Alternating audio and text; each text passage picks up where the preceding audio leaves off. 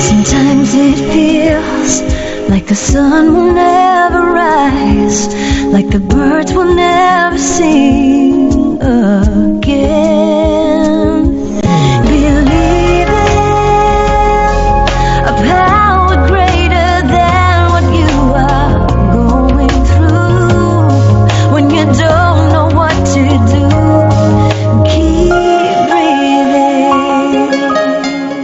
That's right. When you don't know what to do, just keep breathing. From the City of Angels in Los Angeles, welcome to all my listeners out there in Radio Land. I'm Dave, the Caregiver's Caregiver, coming to you live and on demand 24/7, along with my lovely co-host, former mayor of a California beach town. We call her Mayor Debbie Peterson. We have 26 audio, global, and video platforms like iHeartRadio, iTunes, YouTube, Spreaker, SoundCloud, Vimeo, Stitcher Radio, Blog Talk Radio, and a bunch more. In fact, we're proud to be voted #1 caregiver podcast of the top 50 on Player FM and #2 caregiver podcast on FeedSpot out of the top 60 and #2 on caringvillage.com. And we have an especially exciting show planned for you today. Cristina Ramirez is a serial entrepreneur bringing her empowerment curricula to audiences everywhere. From children to corporations, her programs have been implemented across 40 states and with over 10,000 individuals from children to corporate executives. But before we get started on that show, I do want to thank my last week's guest.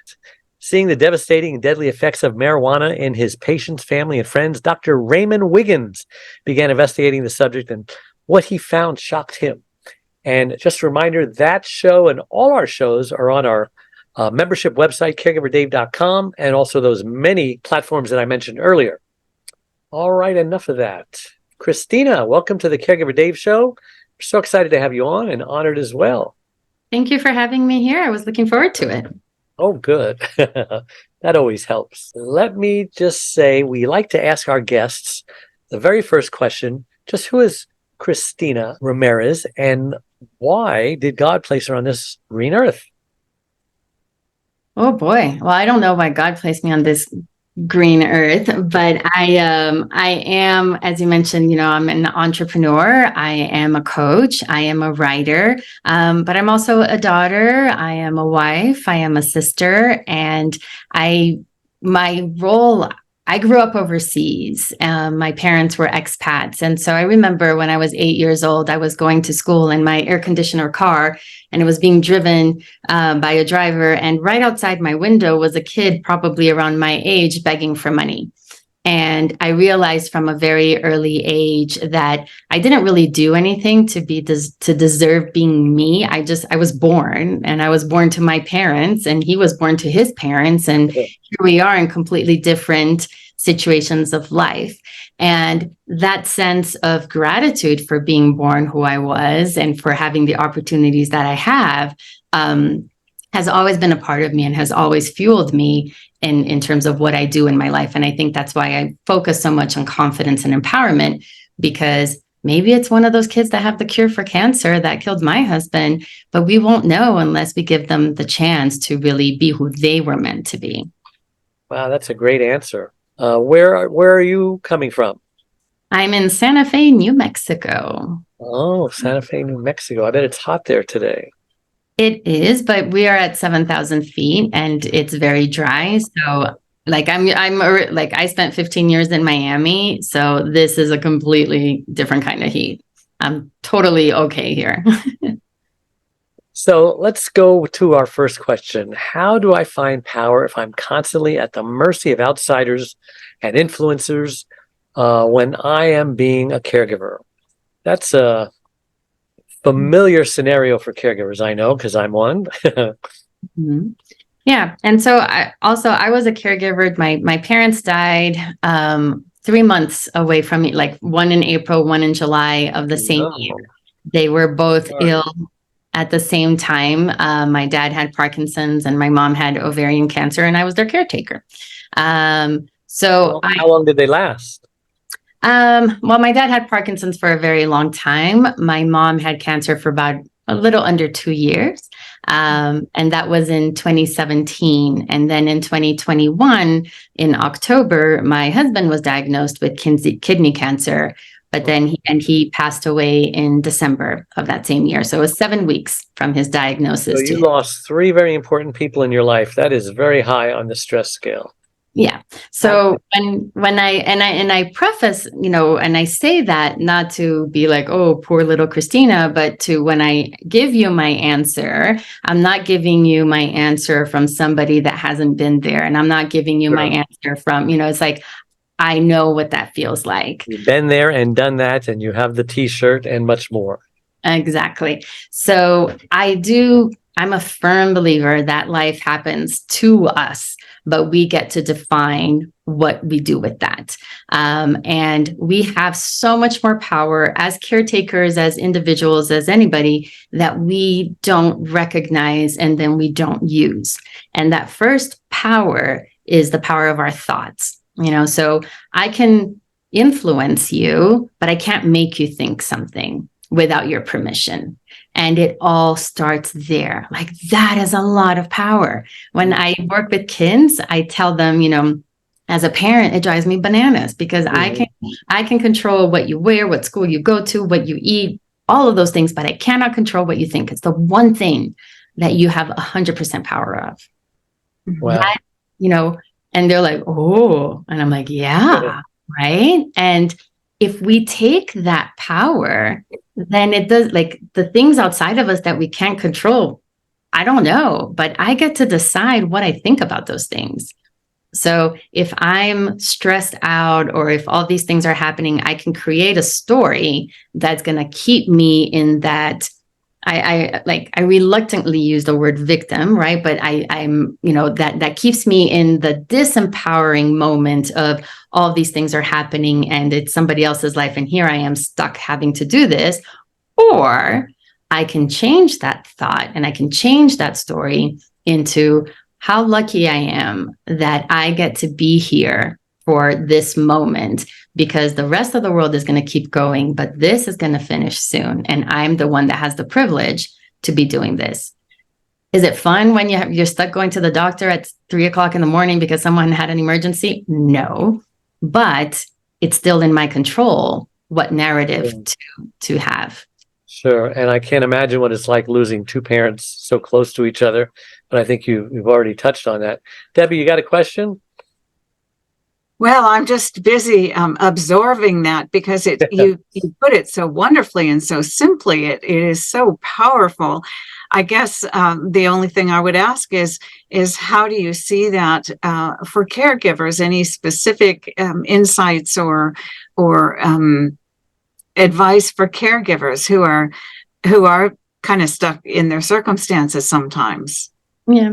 Well, I think the best advice for any caregiver of all time is, the oxygen mask. You've got to take care of yourself because that is what gives you the ability to then access that power of thought and transform those stories.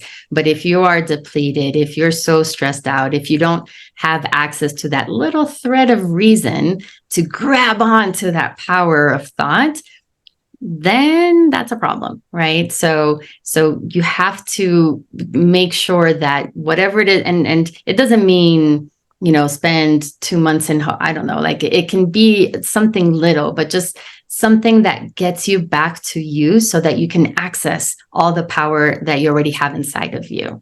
I'll tell you a story. So when my husband was passing away, I was holding his hand when he took his last breath, and like, that was like the worst day of my entire existence.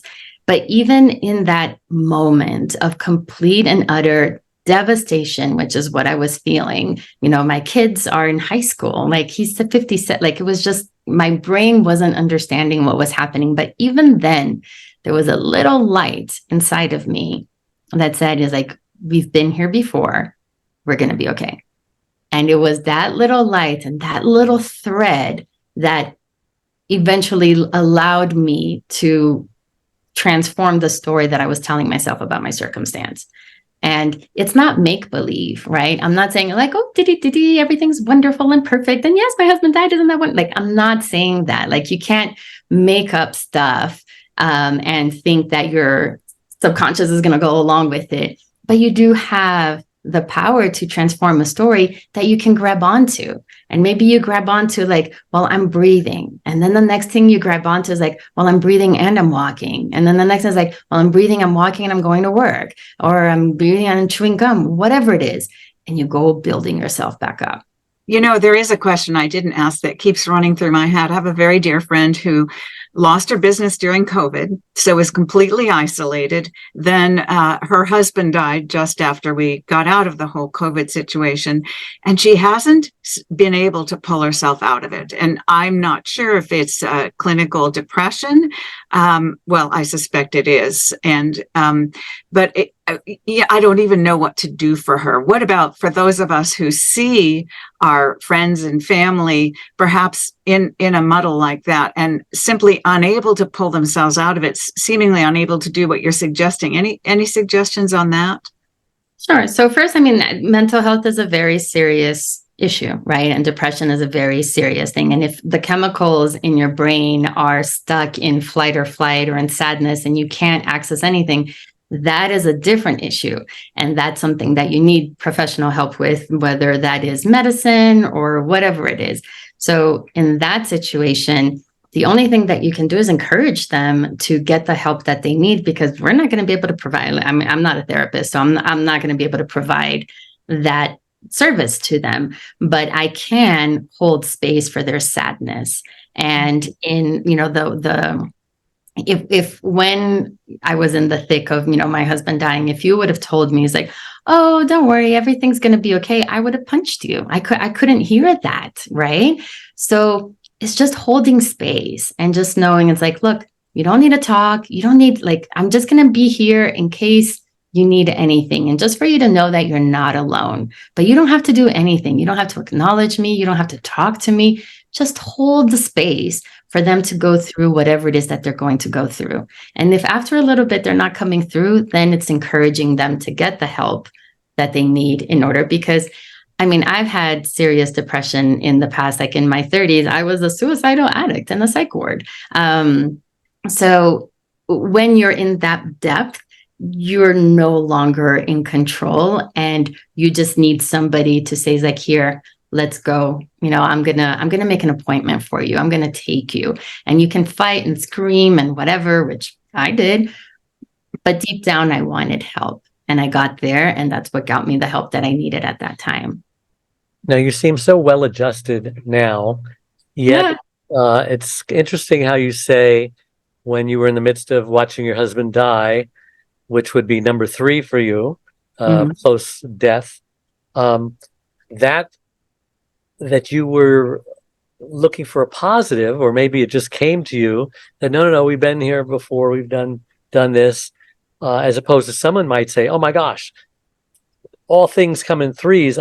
I could barely handle the first 2. Now this, I don't know how I'm going to make it. You know, those are 2 separately different mindsets. Why didn't you go there? It was a choice. And that's what I think I try to tell people. It's like, I'm not saying it's easy. I'm not saying it's fun, but it's a choice. So you were tempted to go there. 100%. I mean, if I could have laid in my bed with the covers over my head and stayed there for eternity, I might have chosen that, but I can't. And I also have kids, and I needed. How old were they at the time? 14 and 15. Yeah. So thank goodness for kids. Sometimes we do for others what we cannot do for ourselves. Absolutely. And so I couldn't. I had to rise up for them as well. Yeah. So and all this is part of the grief process, you know, the denial, the anger, the bargaining, the depression, and the acceptance. Tell us about your grief process. Oh, my grief, like, I think I have never experienced anything like that, you know, like this. Like, I remember the day that I went home for the first time, because we were in the ICU for like 11 days before he has to be taken off life support. So I went home, and our home was 3 hours away from the hospital, because I live in a little rural town in New Mexico. And I opened the door, and, you know, his keys were in the bucket. His coffee cup was still in the dishwasher. His keys were, you know, his glasses were by the couch. Like, everything about him was there, but he wasn't there, nor was he ever coming back. And that I fell to the floor and I just cried. I have zero control over that. And that grief would visit every hour or every 5 minutes, or like, it was just constant. This, like, I'm never going to hear his voice again, and it's like these waves, and people that, they call it these waves of sadness, of grief. I just succumbed to them. Like, fighting is futile. As you should. Exactly. And I think that's what helped me. Whether there was somebody watching me, whether my kids were there, whether I was at Home Depot looking for a hammer, whatever, like, when it came, I allowed it. And I just, and I knew that it would pass. And I've been through enough that I know that the way I was feeling that moment wasn't going to be the way that I was going to feel forever. And if I knew that, then I just had to allow myself to go through those feelings to eventually, the waves spread further and further apart, so that there's some peace in between there. How did your children grieve, and how did they react to your grief? And so children are, they grieve differently from what I read, in that they experience grief in longer terms. So they grieve when they need their dad for something and their dad is not there. So it may not be immediately, of course, they have that sense of loss like I did, but they start rationalizing it over time. I didn't try to pretend that things are okay for my kids. They were at the hospital when he died. Like, I was a complete and utter disaster. And I let them see me. I wasn't hiding my grief from them or from anybody else. And I would tell them, it's like this is what it is, but I think this is going to get better. We just have to hold on together for a little bit. And got a good choice, good response from them. You were grieving together. When you started crying, I assume they started crying. Yes. But what's funny, so we were watching this TV show not too long ago, and the guy loses his wife and he goes crazy. Like, you see him, like all disheveled on the street, and like going, like, just you could tell that he was like in a really bad shape. So I look at my kids, I'm like, aren't you glad that wasn't me? Right. And they looked at me like, and I'm like, what? So here I am thinking that I did this fantastic job of modeling for my kids. And maybe they think I was totally crazy. I don't know. Like, they're going to interpret whatever they need, whatever they interpret. But that's what I did. And that's what I tried. And I always tell them from very young, it's like, I know that you're going to end up in some psychiatrist's couch one day. And, and some of those things will come back to me. That's fine. But just know that I didn't do it on purpose. It all just came out of love. And so now you're joking about it. But that's my past. It's like, I don't, like, there is no book that tells you what to do when your husband suddenly dies and you have teenage boys. And if there is that book, like, we're navigating this as best we can. What was the time frame where you reached acceptance? And then I want Debbie to ask you some questions after that. I don't know, because even now it's been like 18 months and there's still times that I'll be like, wait a minute, what? Like it's grief is weird. It just, like, it hits when it hits, and so I don't know if there was a moment that I reached acceptance. But I think there was moments that I stopped fighting. And one of those, so I had to sell this house in little rural New Mexico, which I loved. And I thought that was the place where I was going to be forever. Mm-hmm. I moved to Santa Fe because my kids were going to school in Santa Fe. And I remember I sold my furniture because it doesn't fit in our house here. And this couple bought my dresser as I listed, so they came to pick it up. And when they were taking the dresser away, you would have thought that they were taking my left kidney, because it was like, but they're taking my dresser. I mean, my dresser, it held my maternity clothes. It held, my thin clothes, my fat clothes, my this clothes, my that clothes. Like, they're taking it away. And I remember like having, like, then I went into my crying spree, and then I was like, I sold it to them.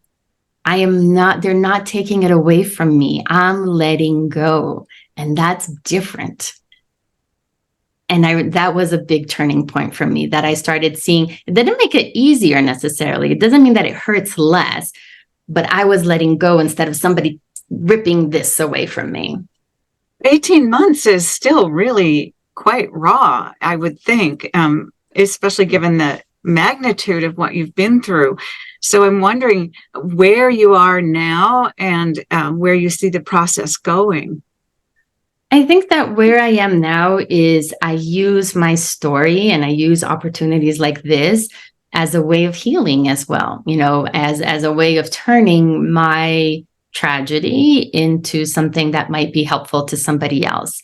And that has always, that has been a constant in the things that, like, in how I deal with difficult things. If I just kept it to myself and like this, it wouldn't feel good. Like, this is part of my healing. And I think that, my grief is always going to be there, because I mean, my husband was the love of my life. It really was kind of not just because he's dead, but because, it really was a love story. So that's always going to be there, but my life is going to it's still growing around that grief. And I just have to, acknowledge that. And it's just a part of my story and who I am. So I want to transform it into something that isn't always going to define me, but it's always going to be a part of me. I want to talk about your book and what you hope audience will get out of it. But first, I want to ask you about a new romance. I know two specific people who lost their wives. One lost a wife, one lost a husband. And within a year, one of them had hooked up with another date and married. And same with the other one, maybe like 13, 14 months, which seems so short of a time. So I guess everyone does grieve in their own time.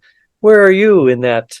I mean, some people say, "Oh, no, I'm a one-man woman, or I'm a one-woman man. I'll never get married again." Well, where do you fit into that? I don't know. I'm certainly not there yet. Yeah, I'm certainly not in there yet, but I just turned 51, and though my kids think I'm very old, I still hope that I have a lot of life ahead of me. And you do. I used to be 51. And I don't know what that's going to look like. So I don't think that I say, like, I'm never going to yada yada. But I'm not there yet. So I don't know what's going to happen with that. You're in the prime of your life, and you're very attractive. And in some rare cases, the children get all bent out of shape that you're considering, dating someone to replace their father, quote unquote. Mm-hmm. But most of the time, they encourage it because they see, you're alone and they want you to be happy again. So when it happens, it happens. Exactly. So tell us about your book and what you hope to accomplish through readers reading it. Yeah, so the book is, it tells a lot about my story, but it's more the tools that got me through this last, the year after my husband passed. And it isn't a grief book.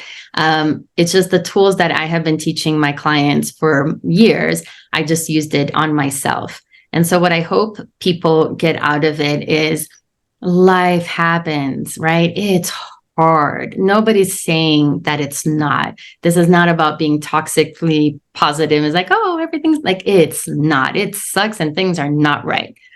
But I still have power. And it's trying to instill that and letting somebody know it doesn't have to be this way. Like you do have the power to change the narrative. And once you change the narrative, then things change. The words that you use are different. Then the beliefs that you have are going to be different. And your beliefs are either going to allow you to take certain actions, or they're going to stop you from taking certain actions. And then those actions are going to have results, and they're going to reinforce your thoughts. So you can make this work for you, or you can allow it to work against you. But ultimately, you're the one that makes that choice. Yeah, and I would encourage everyone to go out and get a copy because there's secrets in there on how to handle fear. You have something called the 20% power principle for discomfort. Yes. You talk about, and it's a best-selling book. So how can people get that book? Anywhere where books are sold, except in an actual bookstore because we're not there. But anywhere where books are sold online, whether that be Amazon or your favorite retailer, it should be there. Thank you so much for coming on the show. Can't believe how fast our time has gone today. How can listeners reach you if they want to speak to you or find out, go to your website or your email or whatever? Sure. So my website is empoweredbydiscomfort.com, just like the title of my book. And that's kind of a hub for all things that I do, whether it's my coaching program or I'm a motivational speaker, that kind of stuff. And I do answer all emails. People think I'm crazy, but I do. So Yeah. I'm not saying it'll be answered, the same day, but I will get back to you. So if this resonates with you or anything, just shoot me a line. I would love to hear from you. And Mayor Debbie, my co-host, is available at what? DebbiePeterson.com? Yes, or mayordebbie.com. Mayor Debbie, I like that. And Yeah. what can they learn about you? Well, you can find out about the corruption I found and how I fixed it, and with a whole lot of other citizens, or how to get involved in local government, how to make a difference. Yes. And my number one best-selling book, Secrets from the Hammock, Uncommon Wisdom for Uncommon Times, is spreading wisdom all over the world. It's available wherever books are sold and at caregiverdave.com, my membership website. And you can also schedule a free 30-minute initial coaching call there. Talk about whatever you're struggling with. Many times a 30-minute call is all it takes to resolve a problem and move on in your life.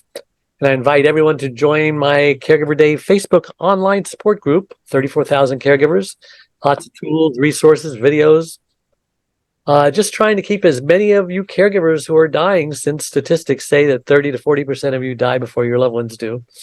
So if you do click the follow button or the like button on whatever platform you're listening to this on, it'll help us reach more caregivers through Google's search engine algorithm. So again, thank you to everyone out there all over the world for tuning in every Wednesday, making us the #1 caregiver podcast radio show on the internet. So until next week, same time, same channel, may God richly bless you all. Bye-bye. We are a community of caregivers that understands and supports you wherever you are in your journey. We are a place to connect with other caregivers, but more importantly, a place to get practical, actionable help. There are lots of ways for you to get support. First of all, you can download our welcome pack. This will get you started on your Thrive journey. Next, you can ask and get answers to your questions by posting them here in our private Facebook groups. You can also get live online support by attending one of our live weekly Connect webinars. You can get practical, actionable advice by listening to our weekly podcast. You can hear and read other stories about other caregivers' experiences, plus add your own in our weekly Share Your Story forum, posted every Tuesday in the Facebook group. You can access essential resources and download practical Thrive Solutions packs, all of which are geared to help you thrive as a caregiver. You get lifetime access to all of our resources. Again, we're here to support you and help you thrive and to enjoy your life as a caregiver. And remember, this is a place to get hope, not just cope. Sometimes it feels like the sun will never rise, like the birds will never sing again.